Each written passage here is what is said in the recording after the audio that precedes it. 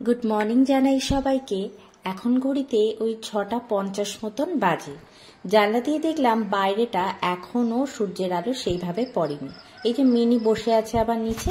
তারপরে দরজা খুলে দেখলাম দরজাটা খুলছেই না। অনেক চেষ্টা করলাম, একটু ভয়ই পেয়ে গেছিলাম যে দরজাটা হঠাৎ খুলছে না কেন। তারপরে দেখি ও আচ্ছা, কোকো এখানে ঘুমাচ্ছিল। মানে কি অবস্থা! এই ঘরে আসলে চাবি থাকে আমার ছাদের চাবিটা নেওয়ার জন্যই আমি গেছিলাম, তো বুঝতেই পারিনি যে ও কখন খাট থেকে নিচে এসে ঘুমাচ্ছে এভাবে। যাই হোক, ছাদের চাবিটা নিয়ে ছাদে চলে এসেছি, আর এসেই দেখছি খুব সুন্দর একটা ওয়েদার। সত্যি এই সকালে ছাদে এলে মনটা না খুব শান্তি লাগে। আর এই ভোরের শান্ত স্নিগ্ধ পরিবেশের মধ্যে আপনি শুধুমাত্র পাখিদেরই গান শুনতে পারবেন, যা আপনার মনকে খুব শান্ত করে তোলে।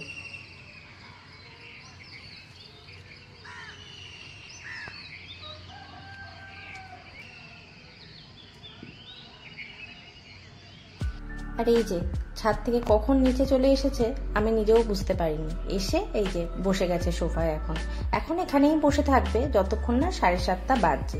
7:30 বাজলে গীতা দিয়ে এলে তখন ছুটে লাফালাফি করতে থাকবে আমার দুই মেয়ে। বেশ কিছুদিন তো হয়েই গেছে যে ঠান্ডা আমাদের ছেড়ে চলে গেছে, কিন্তু আবার আজকে বেশ ঠান্ডাই পড়েছে। কারণ ভোরের দিকে খুব ঠান্ডা লাগছিল, মনে হচ্ছিল গায়ে একটা মোটা কিছু দিলেই ভালো হয়। কিন্তু যাই হোক, সব কিছু তো ঢুকিয়ে রেখে দিয়েছি, তুলে রেখে দেওয়া হয়ে গেছে। তাই জন্য কি করব, হালকা এই ওড়নাটাই গায়ে দিয়েছি। তো এখন এসে কাজে লেগে পড়লাম। বোতল পরিষ্কার করতে হবে যেগুলো, সেই কাজগুলো করলাম আস্তে আস্তে। কিছু কিছু রান্নাঘরে যেমন গরম জল করা, মেয়ের টিফিনটা রেডি করা, সেগুলোই করতে থাকবো। এই যে কলার কাঁধিটা দেখছেন, এটা আমাদের গাছের কলার কাঁধি।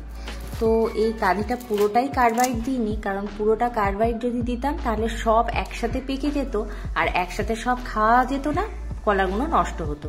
তাই কার্বাইড না দিয়ে এরকম ভাবেই রেখে দিয়েছিলাম যে আস্তে আস্তে একটা দুটো করে পাকবে, সেগুলো আস্তে আস্তে খুলে নেব।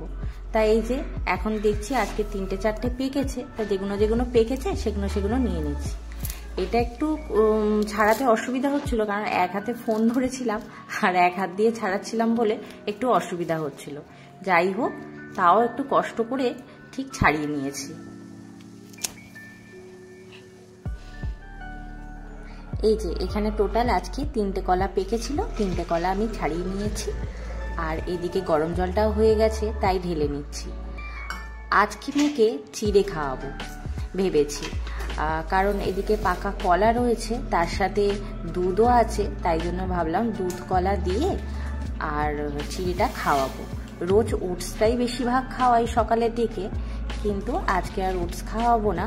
তার জন্য কেননা ওকে প্রত্যেকদিন আমি একই রকমের টিফিন দিই না, একটু আলাদা আলাদা করে ঘুরিয়ে ফিরিয়ে দিয়ে থাকি। তার জন্য আজকে ভাবলাম চিড়েটা দিই। কালকে রাত থেকে কিছু ড্রাই ফ্রুটসগুলো ভিজিয়ে রেখে দিয়েছিলাম, সেখান থেকে 2টো খেজুর আলাদা করে হালকা গরম জল দিয়ে এরকম হাত দিয়ে চটকে নিলে খোসাটা আর তার সাথে দানাটা বেরিয়ে আসে। এই খোসাটা অনেক সময় বাচ্চাদের মুখে লাগে, তার জন্য ফেলে দিতে পারেন। আর যদি বাচ্চারা খেয়ে নিতে পারে তাহলে আর ফেলে দেওয়ার দরকার নেই। আর এদিকে দুধটা গরম হয়ে গেছে, আমি এগুলোকে রেখে দিয়ে আর ড্রাই ফ্রুটসটাকে একটু গেটারে ঘষে নিয়ে এখনই রেখে দেবো। মেয়ে উঠলে তারপরে টিফিনটা গরম গরম বানিয়ে ওকে দেবো। তার জন্য এখনো তো মেয়ে ঘুমাচ্ছে, এর ফাঁকে গাছগুলো একটু পরিচর্যায় লেগে পড়লাম। আজকে ঘুম থেকে ওঠার আর একটা কারণ হচ্ছে এই যে গাছগুলো একটু পোকা ধরে গেছে, তার মধ্যে গাছেদের শুকনো পাতাও অনেক জমে গেছে, যেগুলো পরিষ্কার করাটা অনেক দরকার ছিল। তার জন্য তাড়াতাড়ি ঘুম থেকেও উঠে গেছি। এই দেখুন একটা জিনিস দেখাচ্ছি, যে গাছের মধ্যে আমার পাখির বাসাও রয়েছে। এই দেখুন একটা পাখি উড়ে গেল, মানে আপনারা যদি ভালো করে নোটিস করেন দেখতে পাবেন যে একটা পাখি কিন্তু উড়ে চলে গেল। এখানে বাসা রয়েছে, পাখির বাসা, যার কারণে এখানে অনেক পাখি কিন্তু এই গাছের মধ্যে থাকে। মানে একসাথে 3টে পাখির বাসা রয়েছে, যার কারণে কিন্তু এই গাছটা অনেক ঝোপ হয়ে গেছে, আমি কাটতেও পারি না, আর কাটার ইচ্ছাও আমার মধ্যে নেই। যাই হোক, আর একটা গাছ দেখাচ্ছি, সেটা হচ্ছে আমার এই বুদ্ধ পেন্টিংয়ের মধ্যে দেখুন এখানে হ্যাঙ্গিং করা রয়েছে, সেই গাছটাও ভীষণ সুন্দর।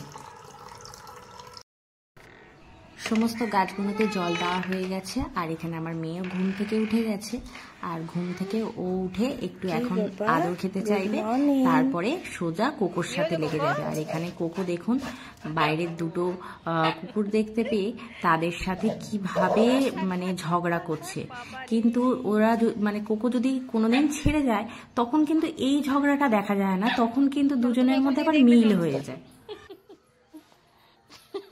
এদিক দিয়ে দেখো বাবা কি হয়েছে। হ্যাঁ তাহলে কাকে নেবে? এই দাদু। দাদুকে নিয়েছে, একটু জলটা খেয়ে নাও। মেয়েকে জল খাইয়ে দিয়েছি, মেয়ের টিফিনটা এবার বানিয়ে নেবো। এবারে যে দুধটা গরম করেছিলাম সেই দুধের মধ্যে অ্যাড করে দিচ্ছি চিড়ে আর খেজুরটা। এরপর চিড়ে আর দুধটাকে ভালো করে গ্যাসের মধ্যে ফুটিয়ে নেব। ফুটিয়ে নিয়ে নামিয়ে নিয়ে এর মধ্যে দিয়ে দেবো কলা, ম্যাশ করা কলা, আর তার সাথে অ্যাড করব ড্রাই ফ্রুটসটা।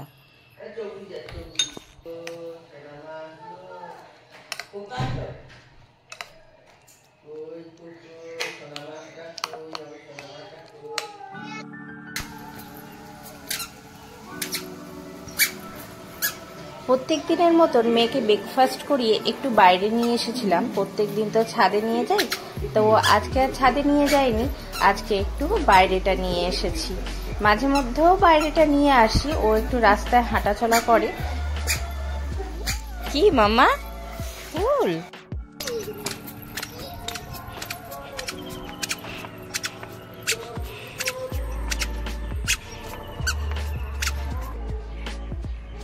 কি নিবি তুই এসেছিস? হ্যাঁ আয়, চলে আয়। আসবি না? কাকে ডাকছো তুমি? দাদুকে? কি দেবে দাদু? হ্যাঁ চিপ দেবে। ওকে নিয়ে বাড়িতে চলে এসেছি এখন, আর এসে ওকে নিয়ে কিছু অ্যাক্টিভিটি করে থাকি। ও স্টিকার দিয়ে এই ধরনের খেলা খুবই পছন্দ করে, যেমন দেয়ালের মধ্যে কিছু স্টিকার আটকে দিই আর ওকে বলি সেগুলোকে তুলতে আবার লাগাতে বলি, তো এগুলোতে ও খুব মজা পায়।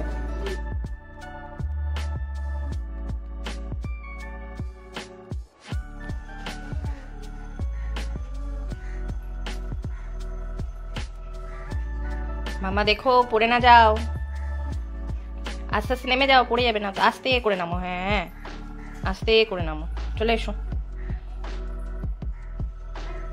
হ্যাঁ কোকো তুমি পারবে এত বড় ঝুল ঝাড়ুটা নিয়ে ঝুল ঝাড়তে? রেখে দাও। তো আজকে এখানে 2 পিস নিয়ে নিয়েছি শিঙি মাছ, আর এখানে মেয়েকে একটা প্লেন মাছের ঝোল করে দেবো, কারণ মেয়ের পেটটা একটু শরীরটা মানে পেটটা একটু খারাপ মনে হচ্ছে, তার জন্য আর কিছু সবজি খুব একটা অ্যাড করছি না। তার জন্য এই সজনে ডাঁটা আর আলু টমেটো দিয়ে এই শিঙি মাছের পাতলা ঝোলটা বানিয়ে দেবো আজকে। তো এখানে আমি ঘি ব্যবহার করছি। মেয়ের সমস্ত রান্নাতে বেশিরভাগ টাইমে আমি ঘিটাই ইউজ করে থাকি। তো ঘিটা হালকা গরম হয়ে গেলে আমি এই শিঙি মাছগুলো একটু হালকা ভেজে নেব। হালকা ভাজা হয়ে গেছে, আমি এগুলোকে এবার তুলে নেব। এর মধ্যে আমি দিয়ে দিচ্ছি অল্প একটু জিরে ফোড়ন। জিরেটা হালকা একটু ভেজে নিলেই আমি সমস্ত সবজিগুলো অ্যাড করে দেবো। একটু গোলমরিচ ইউজ করছি।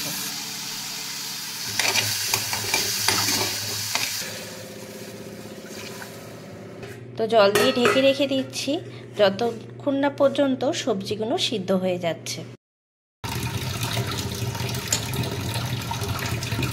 মিড মর্নিংয়ে মেয়েকে আমি ফলটা খাওয়াতেই পছন্দ করে থাকি, তার জন্য প্রত্যেক দিনই আমি একটা করে ওকে ফল খাওয়াই। তো আজকে কিউই দেবো, এটা ওর সেকেন্ড টাইম খাওয়া। ফার্স্টে একবার দিয়েছিলাম হাত দিয়ে ম্যাশ করে নিয়ে, তারপরে খাইয়েছিলাম, কিন্তু আজকে ওকে গোটা এরকম কেটে কেটে দিয়েছি।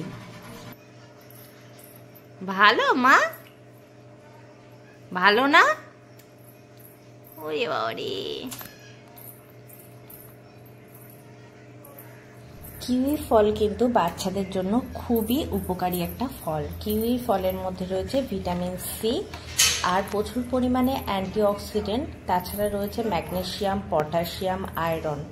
তার জন্য কিউই ফল কিন্তু বাচ্চাদের দেওয়াটা খুবই দরকার।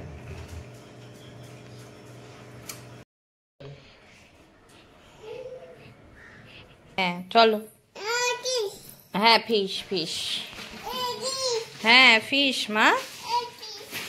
আজকের ভিডিওটা এখানেই শেষ করছি। দেখা হচ্ছে নেক্সট একটা ভিডিওর সাথে। আশা করি ভিডিওটা দেখতে আপনাদের ভালো লেগেছে। যদি ভালো লেগে থাকে প্লিজ চ্যানেলটাকে সাবস্ক্রাইব করে আর পাশে থাকা বেল আইকনটিকে প্রেস করে দেবেন, যাতে আমার নতুন ভিডিওর নোটিফিকেশন আপনাদের কাছে সবথেকে আগে পৌঁছে যায়। আর একটা লাইক করতে ভুলবেন না। দেখা হচ্ছে নেক্সট একটা ভিডিওতে। ভালো থাকবেন।